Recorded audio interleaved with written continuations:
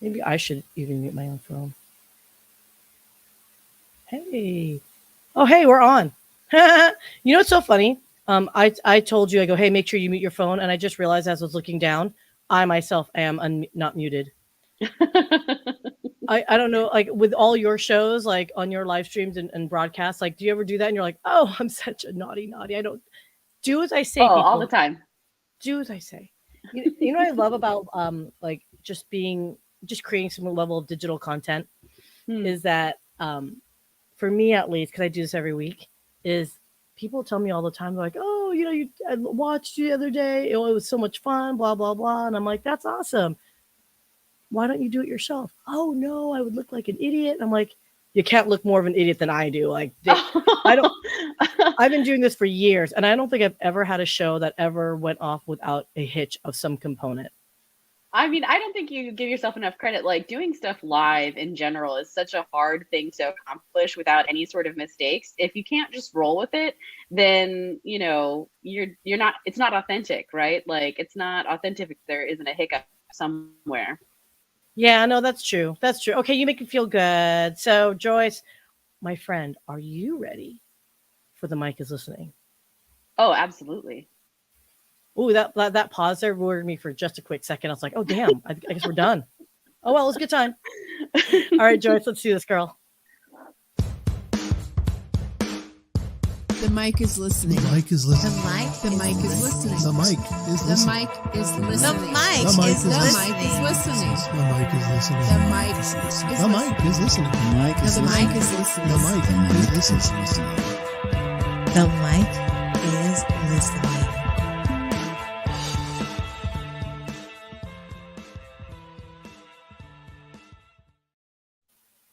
And good morning, welcome everyone to the mic is listening. And as like I mentioned before, nothing goes right. I was so busy doing something else that I forgot to like change up screen. But screw it, we're just gonna have some fun today because you know why? I love talking about so many different topics, and one of which is always about the future. So it's almost like a crystal ball type thing where how much fun is it to just surmise about what the potential of anything could be? Your love life, your career. Oh, I don't know what's going to happen in the next 30 minutes in our conversation, those kind of random things. And so I invited Joyce Deuley, who is with Z Prime. She is a senior research and content analyst. And also overall BADASS, let's just be honest, to kind of help bring me back down a little bit more to reality because for many of you know that my background's in technology and I'm familiar with the concepts of talking about Internet of Things, smart cities, just what's our future city and experience is going to look like. And apparently Joyce here is like super pro and hella knowledgeable, but also a huge fan of a band that I love, which is called the Decemberists. And I don't think she knew that. So for those, I'm just, you know what, shit, shoot. Joyce, welcome to the mic is listening. Thank you so much for having me, and what an introduction. I'm just so touched that I get to hang out with you today and talk about all kinds of cool things that we both love. How is it better Dude, than that? I can't even begin to tell you how much I freaking love the Decemberists. In fact, that was one of the things distracting is I forgot to actually put the picture up, but I have a poster. I actually did the they were in town. I go to concerts all the time. I think we talked about it, and I didn't have time to upload it. So just everyone's just roll with me. I have that hanging on my wall. Oh yeah. Wait, maybe I could like, can it be straight? Oh, I don't know if it's going to zoom in enough. But anyway, and I forced my boyfriend to take me to their concert. He's not a big fan, but he did enjoy the live show. He said they're a pretty good band. I go, hell yeah, they are. Not only are they great to listen to, but they're amazing live. Oh, I bet. I haven't seen them live, unfortunately, but I absolutely love pretty much anything that they put out. So, Joyce.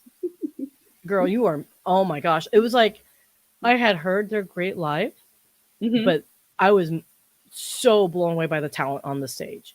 And I mean, I see concerts quite a bit, and I could tell you they're probably one of my top 10 like favorite bands to watch for sure. Okay, well, that means that I just have to make it happen at some point. I'm a little shocked. Not gonna lie. No, they're awesome. So okay, so let us talk about you for a second, my friend. So everyone, by the way, please hit up the Decemberists. Check them out. They're so good.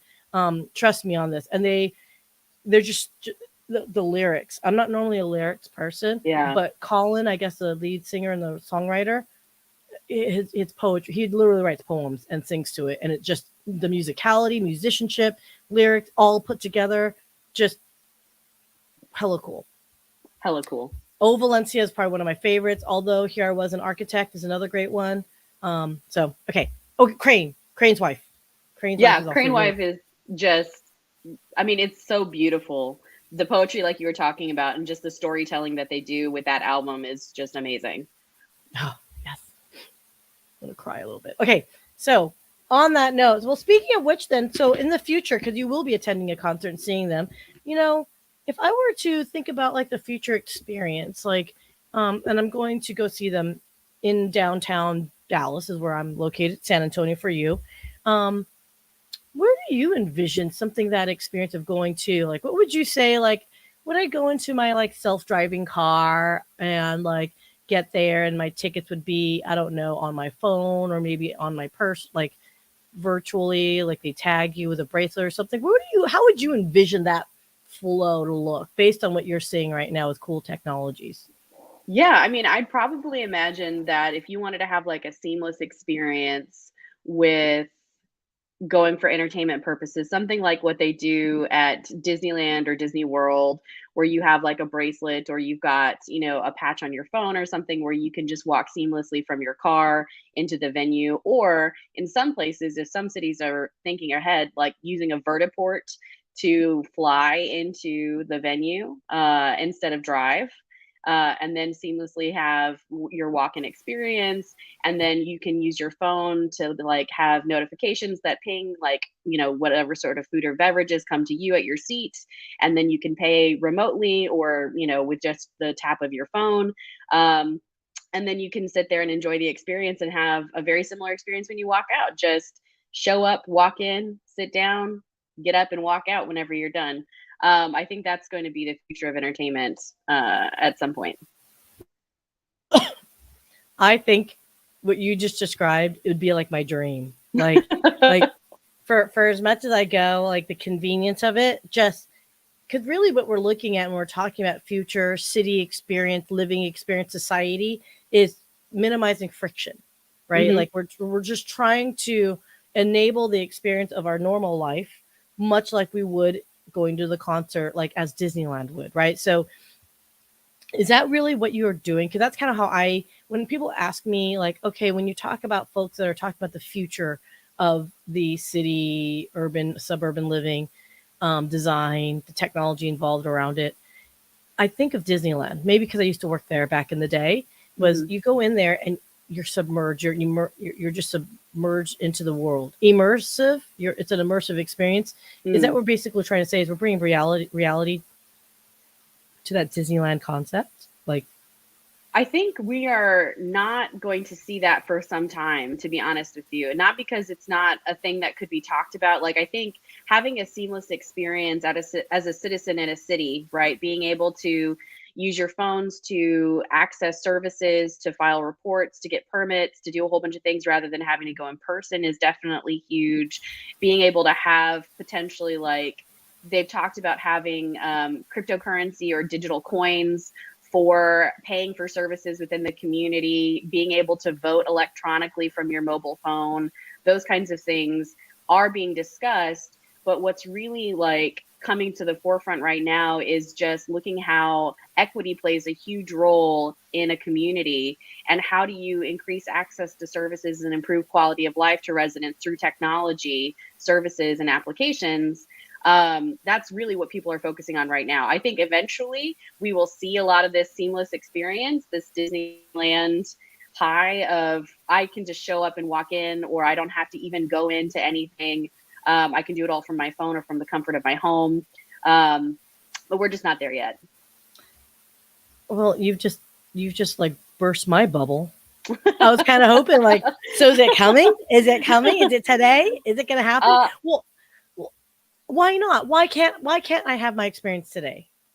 I think it has less to do about whether or not the technology is available. It has a lot more to do about the needs of a community. And there's such a struggle right now with cities and civic leaders who are trying to implement technologies in the community. Like, we have real challenges that need immediate solutions. And when you're planning for future things, you have to put the infrastructure in first, but there's a constant tension between solving future problems and solving current needs. And so that's where the struggle is. Like, I think if we wanted to have a Disneyland experience, a lot of emphasis would get placed on those kinds of technologies without necessarily being able to focus on, the processes that need to come in, the culture of innovation that has to be established in a community, and a lot of work that has to be done on the back end that's not so sexy, that has a lot to do with like procurement and implementing things at scale. Those are my thoughts. Again, burst in my bubble here, girl. Like, okay, look, I again thought of my like little Jetson worldview, right? Like, as a child, we all grew up. Okay, maybe not. I wasn't a child during Jetsons. Okay, I'm just saying after maybe round 2 of the Jetsons. I just realized how old they were. I'm like, damn, I'm not that old. Kind of close, but not quite. Let's talk about that, because as end users, we don't necessarily understand what you meant by infrastructure. So Right. What does that foundation really mean? What are you talking about when you say infrastructure? Because the buildings are physically there. Right. So what is it?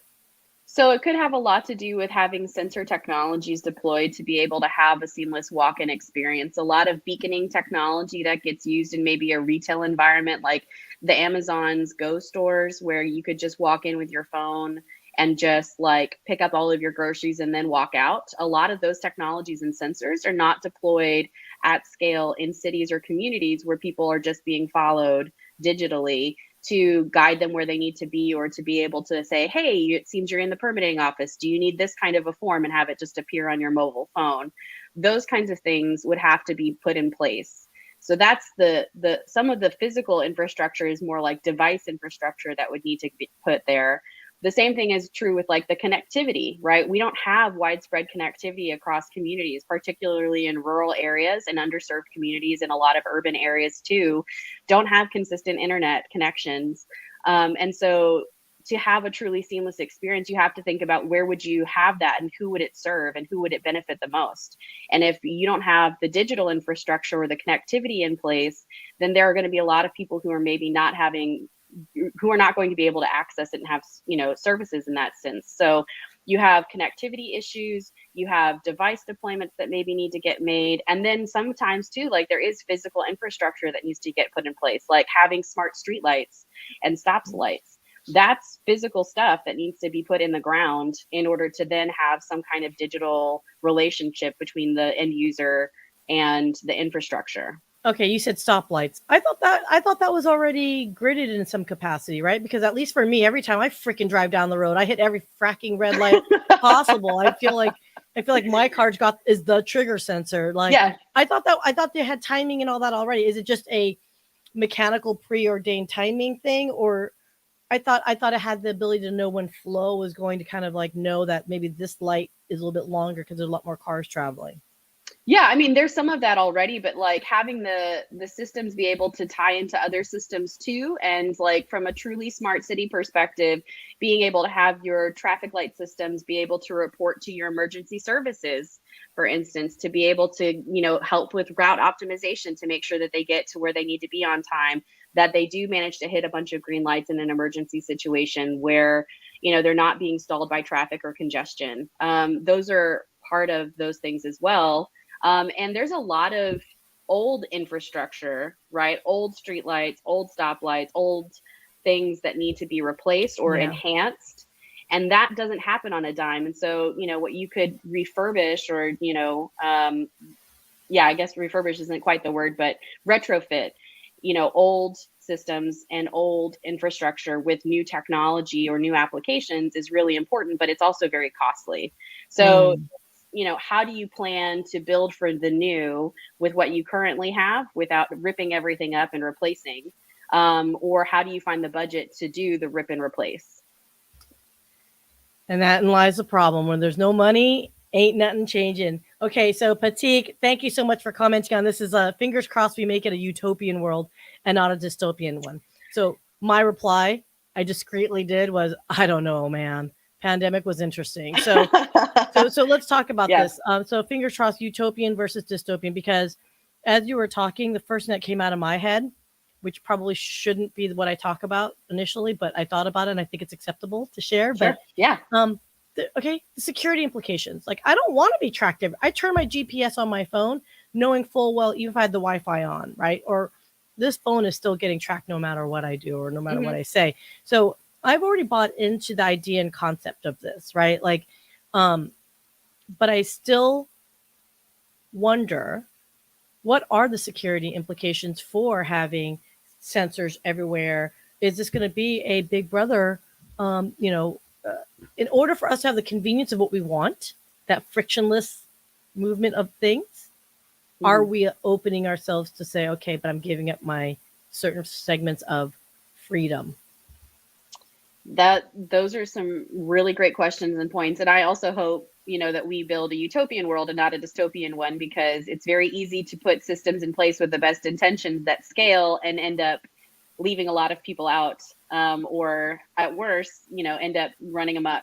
To your question, or to your point about security and privacy with these kinds of systems in place, I think a lot of it has to do with how your local government and state governments are approaching these kinds of technologies and best practices. So for instance, in the city of San Antonio, there's a digital bill of rights that's being drafted that's going to look at these technologies that are being implemented in the city, and how do we ensure the privacy and protect the security of our residents as we enhance the communications technologies and all this other stuff.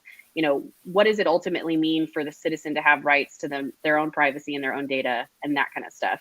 There are other cities that are also looking at data governance and that are looking at, policing is a huge question mark. Like, how, if we have these constant monitoring systems in place, what does that do to policing? How do we make sure that that's not being misused and people are being profiled unnecessarily and a bunch of other stuff? Like, a lot of cities are opting out of having those kinds of technologies put in place right now because they know they can't manage them well yet, and they don't have the right processes or policies in place to ensure that people are protected. So I would say, for people who are curious about what's happening in their own communities, go get involved, be vocal, join committees, learn what your local government is doing to implement these kinds of technologies, and voice your concerns, because it's not that they will do it without you, but if you don't have a say in it, then you don't necessarily have an idea of what's really going on in this process as they roll it out. And because this could have real serious implications on, your well-being as a resident or a citizen, like, you should be involved. And so that's what I got. I love that. Get yourself educated. And I'm not talking about, pet peeve. Yeah. I'm not talking about freaking reading headlines. Okay, people? Like, do actual research of your own. Vary your resources. I used to say this all the time. Do the research, educate yourself. Now I'm going to add an additional comment is vary your resources. Don't rely on just one publication. I don't care how much you love that one publication. Get a publication that might be counter. Get 2 different opinions. That way you can form your own opinion and you're not repeating rhetoric. Let me try it one more time. Get multiple resources so you're not repeating rhetoric. That's my. I should have made that my rant this morning. And no, not because November 8th is coming up and it's voting time, folks. Just saying. No, there's so much happening all around us all the time. Like, technology is on this trajectory where there's so much happening. There's so much changing. There's so much new that's being put in place with technologies that I would call enablers, right? That enable us to do bigger, grander things at scale with systems in our governments as well as in our economy that will impact us moving forward. And so we need to be informed continuously, which is tiring at times because there is so much to go through, which is why if you start where you're at locally, because you're going to see what's affecting you the most there. Right. Just get involved locally and then expand your reach as you become more aware of what's happening, because it can be overwhelming to look at the big picture without understanding how it's going to impact you in the immediate future. It's all about me, right? It's all about you. It's all about you. Yep. All about me, about you, about we. It's all about they, we, whatever. Okay. So some random person here named Jax Dawes apparently is coming in hot. How do we keep everyone in sync as one technology changes? How do integrations not break so easily? And how do we see industry standards helping? I have my thoughts on industry standards. Okay, Mr. Ask 15 questions, but also full credit, Mr. Jax Dawes introduced Joyce and me. So if anyone's curious, we had a wonderful email exchange, and that's how Joyce and I met. So Joyce, do you want to answer some of these questions, my friends? I mean, yeah, way to go, Jax, for throwing us a whole bunch of things. Yeah, thank you, Sherlock. It's just a casual combo. No, I mean, it's going to be really complicated to keep everybody in sync, especially too when you have like, there are some standards and some, coalitions that are coming together to create standardization across the industry with protocols and policies. And I mean, IEEE is doing stuff, the LoRa Alliance is doing things. And then you have like state policy stuff, like California has an Internet of Things policy that they rolled out, but in the US, like there's not necessarily like a big standard set of practices, though there is stuff coming out underneath the White House administration when we're looking at telecommunications infrastructure and how do we set new standards, how do we move forward on that measure. But in order for us to stay in sync, we have to keep talking to each other and we have to be actively involved in what's going on. So if you are an engineer or you are a developer or you are a founder or a business owner and you're not involved in these standardization practices, like get involved, because that's going to help set the market moving forward. That's going to help drive what's getting adopted. And that's also going to help us stay on top of things and be in sync with each other. Look at you. Okay, so as one technology changes, how do integrations not break so easily? Because, we know this. Okay, this is one of my other pet peeves from a technology perspective. I am so tired of proprietary bullshit. Like, I hate, and I'll say it, I hate companies that force you down proprietary track. Apple, that make you go with, if you go with our one solution, you have to buy an entire suite to get the full package. I hate that because I'm a huge fan of open standards. Like, I feel like in order for true innovation, you've got to have the ability of having multiple minds, multiple perspectives, multiple opportunity to see a solution differently. It's not about the greed of all-in-one solution. So how do you do integrations when we do have that challenge between open source and anti-open source assholes? Not biased, of course. No, I completely hear you and I agree with you. And if I was a stronger technologist, I'd have some sort of like technical answer to provide you. But honestly, like not having interoperability between services makes it really complicated for people who are not enthusiasts or specialists to come in and to set up these systems or these applications correctly. And so it takes a lot of effort. If you are kind of like me, where you're not a traditional technologist, you want something that's going to come up out of the box and work for you, but is not necessarily locking one particular, set of solutions or standards. Like, it's complicated. And I don't have a full answer for you in terms of how we can fix that, other than we need to continue to push open source. We need to continue to push collaboration, and we need to push for interoperability between services and platforms. Okay, so I love that. So in that case then, so industry standards, I feel like getting an industry standard in line is like bureaucracy, like amped up a billion times. Politics comes into play. I mean, it happens. I mean, we will get industry standards, but I feel like it's at the cost of true innovation. So where are we at? Is there a governing body that is overarching for this discussion when it comes to like, the future of, I guess, smart cities? Is that the correct term anymore? I don't even know. Smart world, connected world, I guess. I mean, so how the U.S. has kind of approached funding this has been interesting. There's a lot of emphasis right now on infrastructure and telecommunications work that needs to be done, which is great because that is something that has needed to happen for quite some time. But in terms of like what's really guiding us in other countries, there have been like massive amounts of investment going around from the top down about how they're going to be approaching smart cities within their communities. Here, it's mostly left to like the state and local governments to figure out, okay, what does this mean for us? How do we approach this? So there's a lot of ad hoc things that are going on in the US. That doesn't mean that there aren't people doing great work. Like, I would highly recommend US Ignite. I would highly recommend the Smart Cities Connect people. There are other people who are doing some really great work too that are just like, at a more local level. Jennifer Sanders with the Dallas Innovation Alliance has created a regional coalition of people that are working together across a couple of different states in the Southwest region around smart cities. So I got to throw a shout out to her for that. There are even some small cities that are banding together to put together RFPs to ultimately serve a stronger purpose or a call to action than if they had just, independently done it. So there's a way for vendors to work differently with communities too.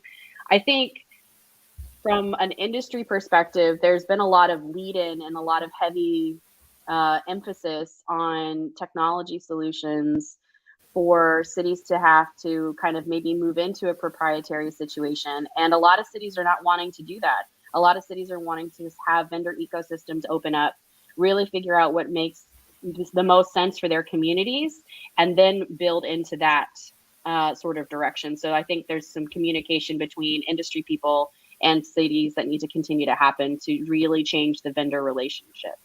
So I love that you've mentioned Jennifer, because Dawn McKenzie, I don't know if you know her. Dawn used to work at Accenture. I'm sorry, Dawn, if I'm telling your life history on this live stream, but anyway, I met Dawn at the Tech Startup Week in Dallas, and she's a huge proponent for the Dallas Innovation Alliance, which is Jennifer's org, right? I think we were talking about. So let me just go ahead and text her. Shout out to you. I just love doing ats to people who may or may not be on this live stream.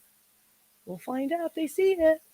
But no, I love that, because I think these alliances has to happen, because it does build up that community of like, okay, so as these governing bodies that haven't quite maybe be fully coalesced or gelled, at least at a local perspective, there is at least our community locally, of which we're actually physically immersed in, is communicating. I think that's exciting. So where do you see the next generation? So from here, if for those that don't know anything about this, but they're intrigued too, outside of these great alliances, like, Dallas Innovation Alliance, for example, these organizations, what else would you suggest they do to reach out even more locally? Would you say get involved in your city meetings, planning? Is it city planning discussion? Like what type of meetings would you physically go to that would involve this type of conversation? So the first and foremost thing is get involved with your local council district. So whoever is your council person in your district, I would go to their office and I would find out what kinds of meetings they're having that pertain to technology implementation or smart cities. And if there currently isn't any specific one yet, because that's still a relatively new area for a lot of cities, I would look into like what's happening from public health and safety perspective, what's going on from the digital divide perspective. That's a huge topic of conversation right now. So you can just reach out to your local council person and find out what's going on in that perspective. There are definitely committee meetings. So like housing is huge.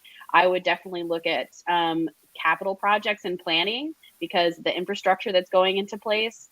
And then transportation is also a massive part of mobility, is a huge part of this concept too. So looking in those areas will definitely start to kind of pull at the threads of where you can be involved. I was very fortunate that, the work that I did in San Antonio kept me involved in what was going on from a city perspective.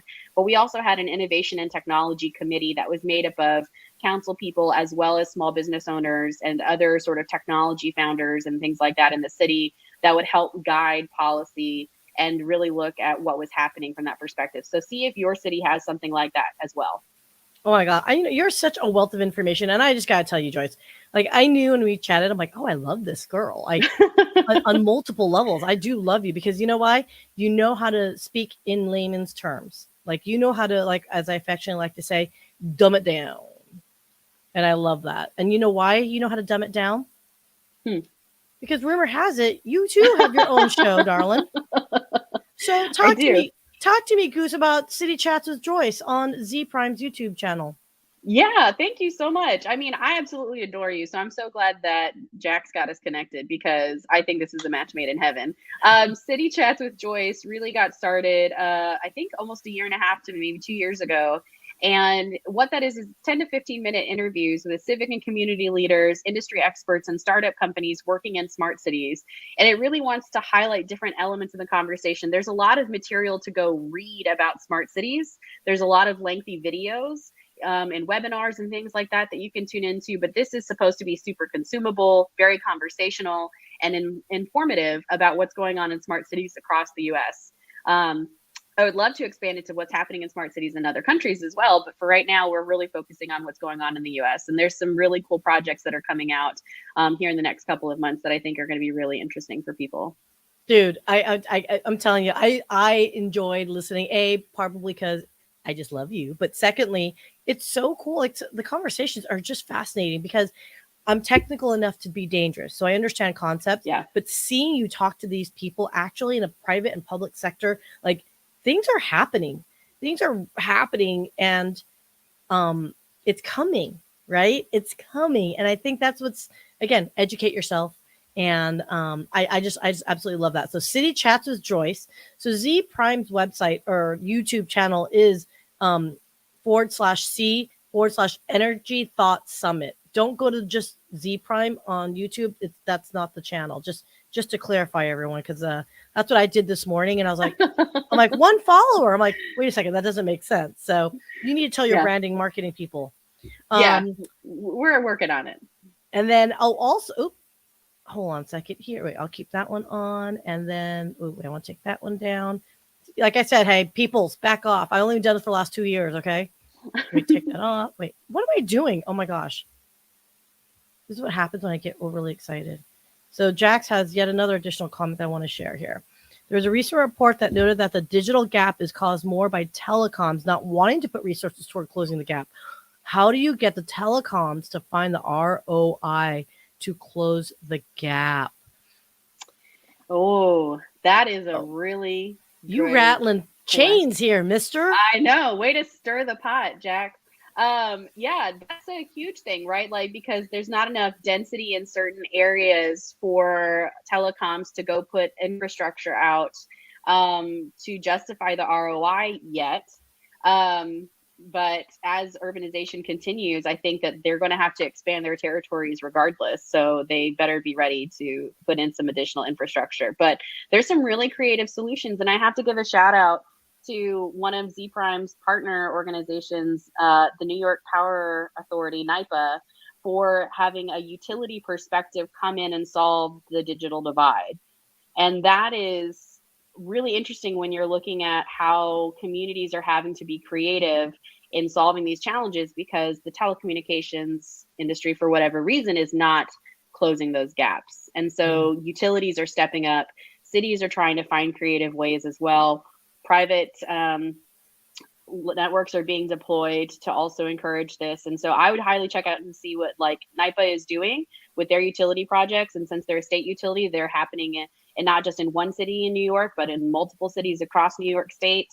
Nice. So it doesn't answer your question directly, Jax, about how we're going to get telecoms to change their model. But I think it's going to put some pressure on them to be creative themselves if utilities are stepping up to fill in those gaps. Ooh, 100. And that's a very interesting thing is telco and utilities is crossing over. That hasn't really, it's unprecedented in that way. So no, that's really interesting. And coming from the telco background, that is, I'm like itching now. Joyce, we can keep talking about this all day. And I love you because, when I think of music, I think of us having the concert experience and like how that would look and, overall what that means for our future society. I think we can definitely keep talking about this. So I'd love to have you back for I would love a longer combo if you're open for it. And then of course, everyone, please, just to make sure here to check her out on City Chats with Joyce. You guys really, it's really good conversation. Highly recommend it. For those that want to get a hold of you, Joyce, how can they get a hold of you? Well, you can find me on LinkedIn. It's pretty easy. My last name makes it really easy to find me. But you can also email me at joyce.deuley@zprime.com. And happy to speak to anybody who wants to have a chat. Awesome. Thank you so very much. Oh my gosh. So anyone that has questions, you can always hit up on LinkedIn as well, I believe, because it's kind of how we also chatted up. And Joyce Deuley, with Z Prime. Thank you so much for coming to the Mic is Listening. I love you. That was great. I love you too. Thank you so much. This was great. Awesome, guys. Okay, see you next week. Thanks for coming.